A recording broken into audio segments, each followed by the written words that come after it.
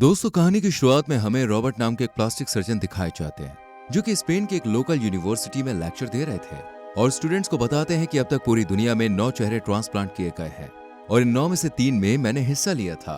Class खत्म होने के बाद रॉबर्ट अपने घर जाने से पहले एक हॉस्पिटल के सामने रुकता है और एक आदमी रॉबर्ट को ब्लड का बैग देकर वहां से चला जाता है। असल में रॉबर्ट अपने घर में एक वेरा नाम की लड़की को रखे हुए थे जिस पर वो गैर कानूनी तरीके से एक्सपेरिमेंट करते हैं। गैर कानूनी होने की वजह से रॉबर्ट इस एक्सपेरिमेंट के बारे में किसी को बताता नहीं था। वेरा हमेशा एक कमरे में ही रहती और हर वक्त फुल बॉडी सूट पहनती थी। वेरा फ्री रहती इसलिए वो योगा करती, बुक्स पढ़ती और अपने कपड़ों को फाड़कर डरावनी डॉल्स बनाती। वेरा के लिए एक बूढ़ी औरत खाना लेकर आती है। अगर वेरा को किसी भी चीज की जरूरत होती तो उसके लिए कमरे में वॉइस कम्युनिकेटर लगा हुआ था जिसकी मदद से वो रॉबर्ट की माँ मैरिलिया से मांग लेती।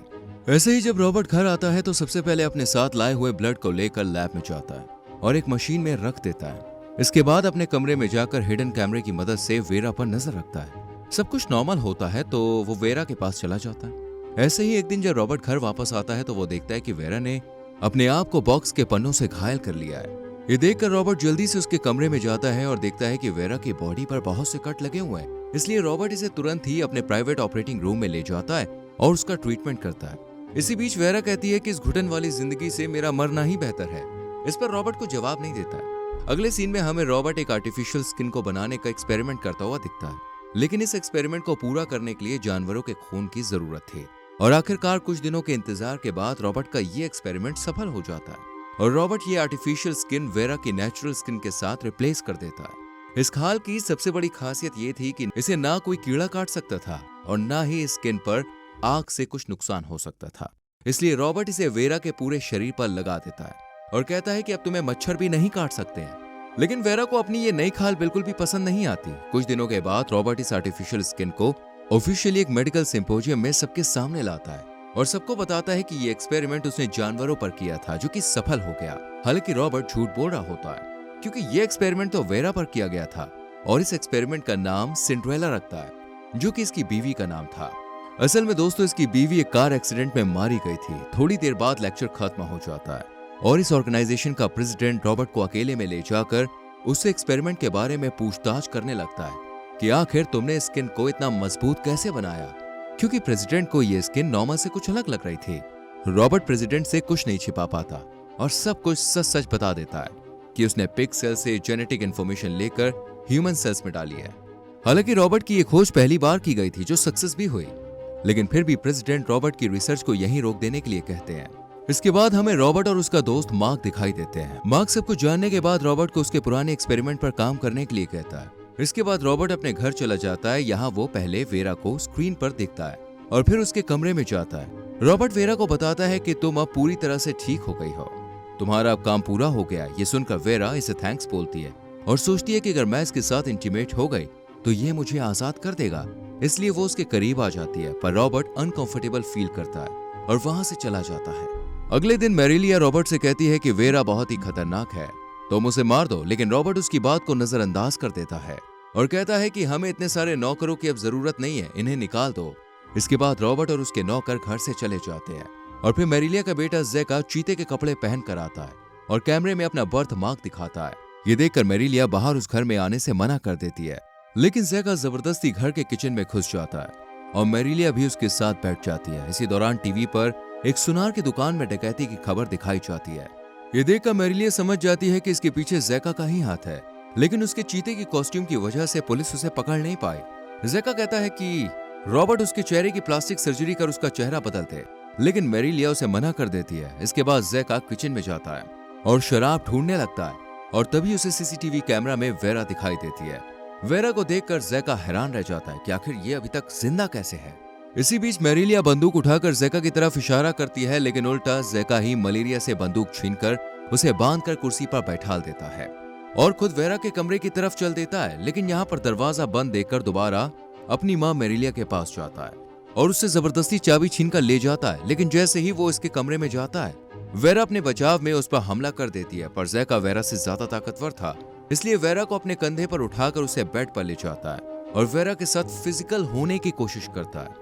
इसी बीच रॉबर्ट घर पर आ जाता है और सीसीटीवी कैमरे में सब कुछ देख लेता है। ये देखकर रॉबर्ट को बहुत गुस्सा आता है और वो अपनी बंदूक निकालकर वेरा के कमरे में चला जाता है और ज़ेका को शूट कर देता है और उसके शरीर को कहीं छिपाने के लिए ले जाता है। ये देखकर मैरिलिया सोचती है कि काश रॉबर्ट ज़ेका के साथ साथ वेरा को भी मार देता। यहाँ मैरिलिया वेरा को बताती है कि ये दोनों सौतेले भाई हैं। ज़ेका उसके नौकर का बेटा है, लेकिन जब ज़ेका उसके पेट में था तब उसका नौकर उससे दूर हो गया था और रॉबर्ट उसके पुराने मालिक का बेटा है। लेकिन जब रॉबर्ट हुआ तो उसके मालिक ने अपनी बांझ बीवी को इसका बच्चा दे दिया, पर असली माँ रॉबर्ट की मैरिलिया ही थी और इसी ने रॉबर्ट की देखभाल की। इस पर वेरा पूछती है कि ज़ेका को लगा कि वो मुझे जानता है। इस पर मैरिलिया बताती है कि तुम उसकी बीवी सिंड्रेला जैसी दिखती हो। इसके साथ ये भी बताती है कि ज़ेका का बचपन उसकी माँ के साए में नहीं बल्कि सड़कों पर गुजरा था, इसलिए वो बिगड़ गया था। ऐसे ही एक दिन वो पुलिस से बचने के लिए घर आया, जहाँ उसकी मुलाकात सिंड्रेला से हुई। ज़ेका को सिंड्रेला से प्यार हो गया और दोनों भाग गए, पर बीच रास्ते में उनकी कार का एक्सीडेंट हो गया। इस हादसे में ज़ेका तो बच निकला, पर सिंड्रेला का चेहरा बुरी तरह से जल गया। इसके बाद रॉबर्ट सिंड्रेला को घर ले आया और घर के सारे शीशे हटा दिए ताकि वो अपने आप को देखकर दुखी ना हो। एक दिन सिंड्रेला की बेटी बाहर गाना गा रही थी, जिसे देखने के लिए वो खिड़की के पास गई और जब उसने शीशे में अपना चेहरा देखा तो बहुत ज्यादा हैरान हुई, क्योंकि जलने के बाद उसका चेहरा बहुत भयानक हो गया था। ये देखकर सिंड्रेला काफी दुखी हुई और उसने खिड़की से छलांग लगाकर अपनी जान दे दी। ये सब उसकी बेटी भी देख रही थी, इसी वजह से वो भी सदमे में चली गई। इसी बीच रॉबर्ट यहाँ आ जाता है और वेरा की बात मानकर उसके साथ इंटीमेट हो जाता है। सोते टाइम उसे वही खौफनाक मंजर दिखाई देता है जब 6 साल पहले उसकी बेटी उसके साथ शादी के फंक्शन पर गई थी। नॉर्मा को सदमे से निकालने के लिए दवाइयां दी जाती थी, जिनकी वजह से वो समय से पहले ही बड़ी सी लगने लग जाती है। थोड़ी देर में रॉबर्ट देखता है कि पार्टी में नॉर्मा कहीं भी दिखाई नहीं दे रही है, इसलिए वो नॉर्मा को ढूंढने बाहर जाता है और तभी उसे एक लड़का बाइक पर तेजी से जाता हुआ दिखता है और थोड़ी ही दूर पर नॉर्मा का कोट, जूते और नॉर्मा दिखाई देती है। नॉर्मा की हालत देखकर रॉबर्ट बहुत ज्यादा दुखी हो जाता है। इसी दौरान वेरा भी सपना देखती है कि विंसेंट नाम का एक लड़का अपनी माँ के साथ एक कपड़ों की दुकान पर काम कर रहा है और यही लड़का नॉर्मा को पार्टी से देखकर उसके साथ फ्लर्ट करने लगता है और बाहर पार्क ले जाता है। यहाँ नॉर्मा को बहुत गर्मी लगती है, जिस पर वो अपना कोट उतार देती है। ये देखकर विंसेंट को लगता है कि नॉर्मा भी उसके करीब आना चाहती है। शुरू में विंसेंट उसके साथ इंटीमेट हो जाता है और नॉर्मा कुछ भी नहीं कहती, लेकिन तभी शादी में वहीं गाना बजने लगता है, जिसकी वजह से उसकी माँ की मौत हुई थी और इसलिए नॉर्मा जोर जोर से चीखने लगती है।